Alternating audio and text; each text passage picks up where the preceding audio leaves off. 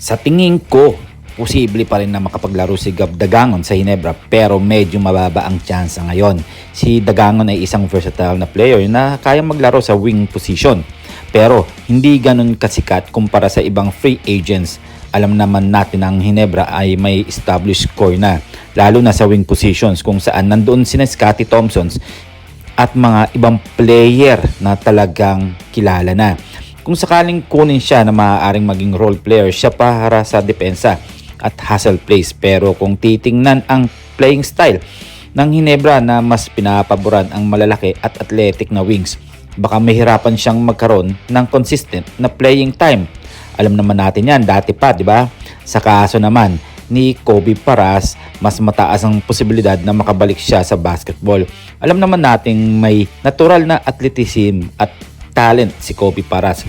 Pero parang naging issue na sa kanya ang commitment at consistency sa paglalaro. Kung talagang seryoso siya sa pagbabalik, malaki ang chance niyang makakuha ng kontrata sa PBA o sa ibang liga sa Asia. Pero kailangan niyang patunayan na mas matured na siya at willing magtrabaho para sa team, hindi lang umasa sa talento niya. Kung pagbabasehan ang potential, mas mataas ang ceiling ni Kobe Paras, pero si Gab Dagangon ay may edge sa pagiging hardworking at low maintenance player na maaaring magtagal sa liga kung bibigyan ng pagkakataon. Well, etong si Dagangon nga talagang gusto rin siguro kunin ni Scottie Thompson dahil nga nagkasama nga ito dati pa. Well, kayo, ano ang inyong masasabi nga dito kay Gab Dagangon? Siyempre, isa na rin itong player sa MPBL at posible nga makapasok ito sa PBA for the next season. Well, kung kayo ang tatanungin, posible kaya? At kaya niya kayang makapaglaro sa ibang koponan at hindi lang sa Barangay Ginebra? Alam naman natin, etong si Kobe Paras posible na kayang makapunta dahil alam naman natin na maraming kapit din to, maraming kakilala sa loob at international na nakakapaglaro itong si Kobe Paras kumpara kay Gab Dagangon.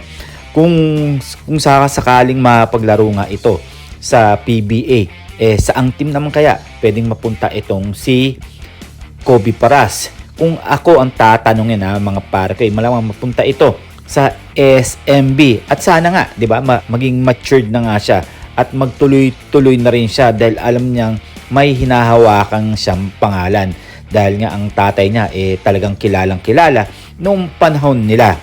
Ngayon, eto na nga lang, si Kobe Paras ang hinihintay ngayon kung sino nga ba sa mga anak ni Benji Paras ang makikilala talaga sa larangan ng basketball, sa PBA o sa pagiging artista.